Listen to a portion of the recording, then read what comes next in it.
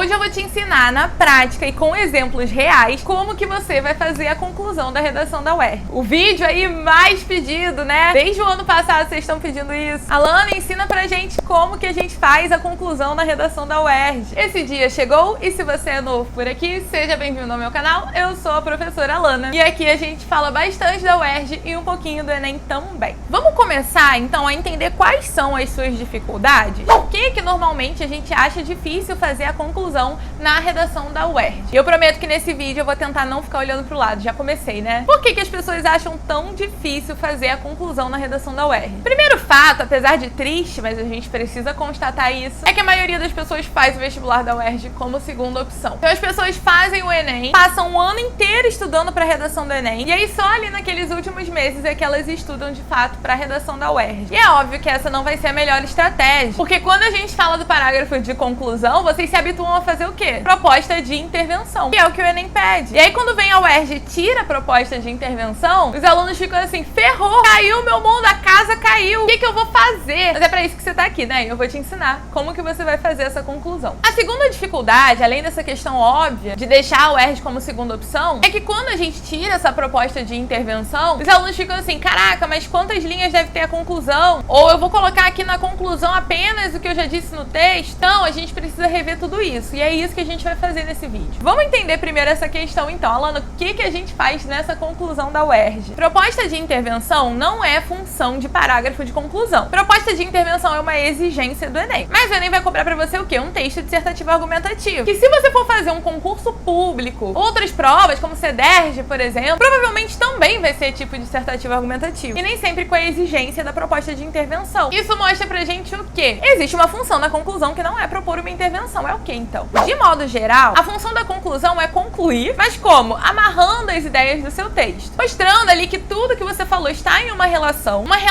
lógica, bem estabelecida, que fez com que você provasse por meio dos seus argumentos a sua tese. Em resumo, é como se a conclusão fosse aquele momento de dizer assim, tá vendo? Não falei que eu tava certo, agora eu te provei. É como se fosse o momento de falar assim, ó, eu falei que eu ia falar disso, e eu falei, e eu provei que eu tava certo. Só que obviamente não é isso que você vai escrever. Mas isso remete a uma outra informação importante sobre a conclusão, que é o quê?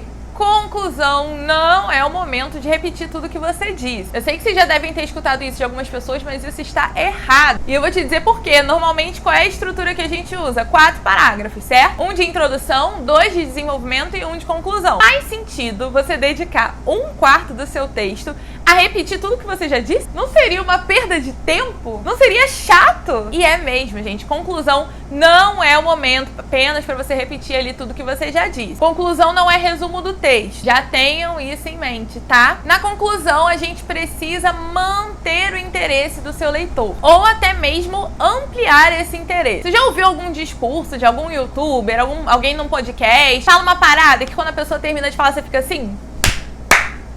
Parabéns! Que é isso, meus amigos? Fada sensata! O que a gente quer é que a sua conclusão cause esse efeito no seu corretor. Que ele termine a leitura do seu texto falando...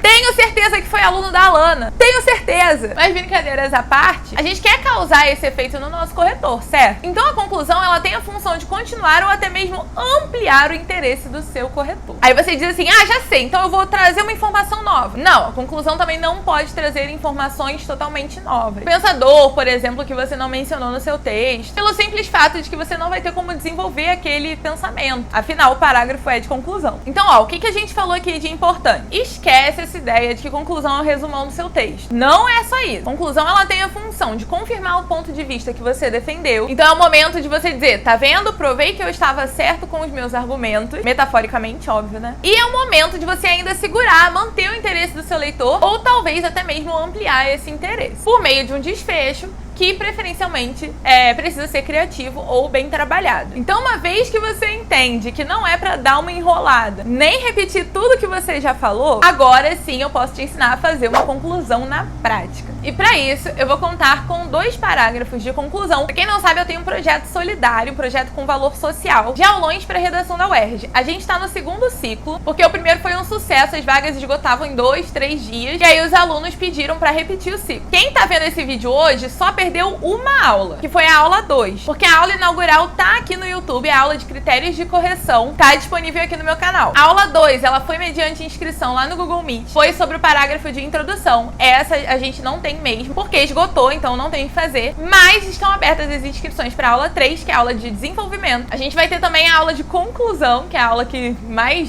esgota mais rápido, né? E a aula 5, que é a aula de discussão de temas, a aula de aprofundamento no livro, também foi uma que esgotou bem rápido. A aula de conclusão e a aula de estudo das temáticas foram as que mais esgotaram, assim. Esgotaram mais rápido, no caso, né? Mas esgotaram não tem como. E todas as aulas, elas têm um tema de redação baseado no livro e uma correção. Essa correção não é feita por mim, tem um corretor contratado pra fazer, mas eu sempre coloco um recadinho. Não sei como vai ser agora, gente, porque as escolas vão voltar às aulas, né? Eu não sei se eu vou conseguir ler todas as redações para botar um recadinho, mas eu sempre tento colocar um recadinho pra vocês lá. Os temas do ciclo 2, eles não são iguais aos do ciclo 1, e um dos temas que foi realizado no ciclo 1 foi esse aqui. Quais os principais efeitos da falta de ética nas instituições sociais? E aí, gente, existem diversas maneiras de você fazer a conclusão, inclusive a proposta de intervenção. Alana, é proibido usar proposta de intervenção na UERJ? Proibido não é. A gente não vai encontrar em nenhum lugar dizendo que você não pode usar proposta de intervenção. Mas eu te pergunto o seguinte: imagina que você tá ali namorando uma pessoa e aí ela só te leva nos lugares que ela levava ele. Ou ela te dá os mesmos presentes que ela deu pra ele. Ou pior, vocês estão ali dando os beijinhos e aí ela te chama pelo nome da ex. Você vai achar isso legal? Provavelmente não, né? Então por que a gente vai fazer isso com a UERJinha? A UERJ é uma rainha, uma princesa. A gente tem que beijar as mãozinhas da UERJ, agradecer pela existência dela e tratá-la como ela merece ser tratada, né, gente? A mina mais gata do rolê. Então, quando você coloca proposta de intervenção ali, agente, ação, nananã, na redação da UERJ, você tá no mínimo deixando claro que você usou a UERJ como sua segunda opção, que você estudou pro Enem e agora você tá usando a prova da UERJ como a sua segunda alternativa. Então, eu recomendo aos meus alunos que eles evitem, mas fica a seu critério. E aí, assim, existem diversas outras estratégias. Lá na nossa aula de conclusão, a gente aprende, né, mais de uma, e você pode escolher a que você quiser. Como esse vídeo não pode ficar muito longo, eu vou te ensinar 2. Vamos começar pela estratégia da reflexão. Na estratégia da reflexão, o que você vai fazer? Retoma o ponto de vista defendido lá na sua tese e faz um comentário, uma observação sobre esse ponto de vista. Tem reflexões que são muito claras na nossa cabeça, né? Os nossos paradoxos sociais, as dualidades. Então, repetindo, você retoma a tese e você bota ali um comentário, uma observação sobre o seu ponto de vista. Vamos dar uma olhadinha na prática. E aí é sempre importante lembrar que essas redações que eu mostro pra vocês,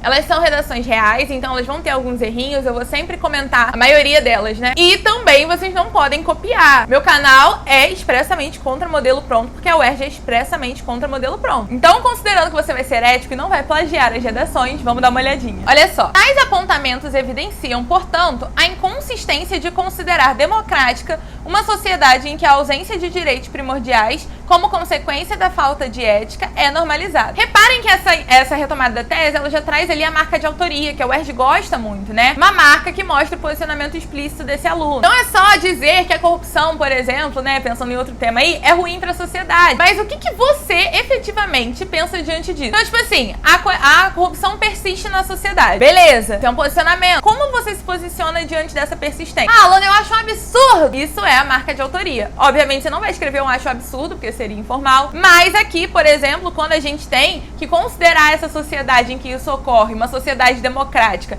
é um fato inconsistente, isso é um posicionamento ideológico dentro desse texto. A banca gosta, faz com que você tire 10, somado, obviamente, aos outros fatores. É necessário perceber, então, a necessidade de transformações profundas, uma vez que medidas interventivas nunca serão suficientes enquanto nos preocuparmos em atuar nas consequências e não nas causas. Essa é uma parada que a gente discutiu na última aula sobre estudo de temas, lá nos nossos aulões do projeto, como que a gente está sempre preocupado em resolver as consequências e não as causas dos problemas. Então aqui eu tenho uma reflexão. O que eu mudaria nesse parágrafo? Eu faria com que ele tivesse ali pelo menos 3 períodos. Aliás, fica aqui que no finalzinho eu vou falar de algumas dúvidas que os alunos costumam ter, inclusive sobre o número de linhas da conclusão. Mas é uma conclusão que apresenta ali a reflexão, a retomada da tese, faz isso muito bem. Segunda estratégia que vocês podem usar, eu vou usar aqui de exemplo também, é a estratégia da relevância. Em alguns lugares vocês vão conhecer como vantagem secundária. Os nomes não importam muito, eles vão variar mesmo. Mas o que importa é que você saiba fazer. O que é essa estratégia? Você vai retomar ali o seu ponto de vista, confirmando a sua tese, né? E você vai mostrar para o seu corretor qual é a relevância de você conhecer aquilo. E aí, por que a gente bota vantagem secundária? Porque às vezes na sua tese, a vantagem óbvia, ela já está explícita. Mas você pode apresentar uma vantagem secundária. Então, basicamente, por que é importante ter consciência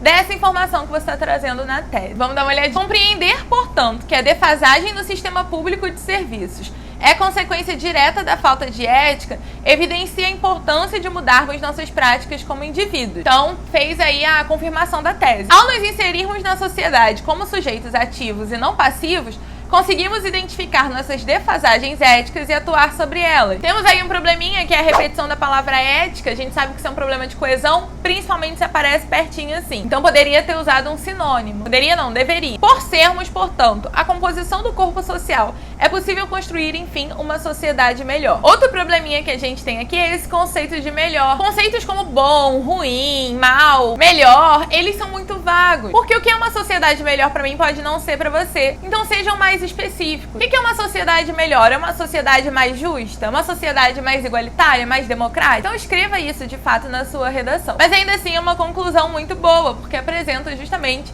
a relevância ali de ter consciência da ideia que você ressalta na sua tese. Bom, a gente poderia aqui ficar falando de mais 1 zilhão de estratégias, mas eu preciso também falar de algumas dúvidas que são comuns. Alana, quantas linhas tem a minha conclusão? Não existe uma quantidade de linhas delimitada. Mas o que acontece normalmente é que eu vejo alunos que não sabem muito bem o que fazer ali na conclusão e aí fazem conclusões muito pequenininhas. Conclusões vagas, conclusões que não cumprem as suas funções. Então eu não recomendo que você faça uma conclusão com menos de 5 linhas. Mas isso não é uma regra, isso não está instituído em lugar nenhum, é apenas uma recomendação. Alana, eu quero muito usar a proposta de intervenção. Já falei aqui que eu não recomendo, mas se você quiser usar, a minha dica é que você não faça aquela proposta de intervenção aos moldes Enem. Faz de um modo mais sutil, um modo mais fluido, um modo que esteja interligado ali com o que você está falando. Outro ponto importante, não apresente ali pensadores ou ideias que você não trouxe no seu texto. Conclusão não é o momento de trazer nada de novo. Conclusão é o momento de você amarrar essas ideias, interligar. Então não faça isso. E aí eu vou dar uma dica bônus aí pra vocês. Vocês podem, pra mostrar que essa conclusão ela tá interligada com todo o seu texto, fazer uma ligação clara ali com o título, mostrar ali a explicação do seu título. A gente já tem um vídeo aqui, ele tá um pouquinho antigo assim, que foi um dos primeiros vídeos do canal, mas em que eu falo sobre como você pode fazer o título. Você pode dar uma olhadinha clicando em algum lugar por aqui. E lá eu falo, né, como é importante que o seu título ele seja meio que um enigma que vai ser decifrado ao longo da leitura do seu texto. Então, é importante que na conclusão o seu título esteja bem claro. E aí, por fim, gente, o que é mais importante, assim, de vocês saber? É que a conclusão, qual é o importante, assim, da conclusão?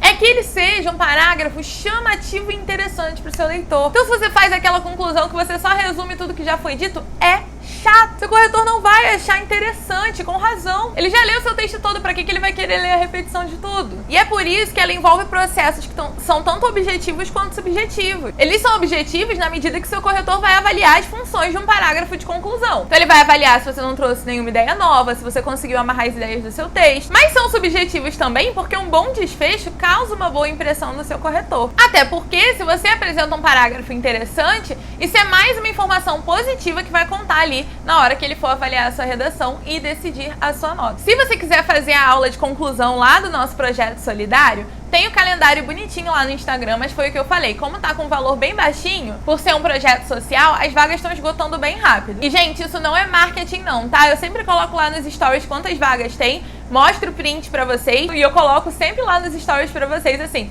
faltam 10 vagas, faltam 5 vagas e vou botando os prints pra vocês saberem que eu não tô mentindo. As inscrições, elas abrem sempre no domingo anterior ao aulão. Então hoje estão abertas as inscrições pra aula 3, que é a aula de desenvolvimento. Uma aula bem legal também. Meus amores, eu espero que vocês tenham gostado desse vídeo, espero que eu tenha ajudado vocês. Que vocês façam uma ótima redação da UERJ. Beijos!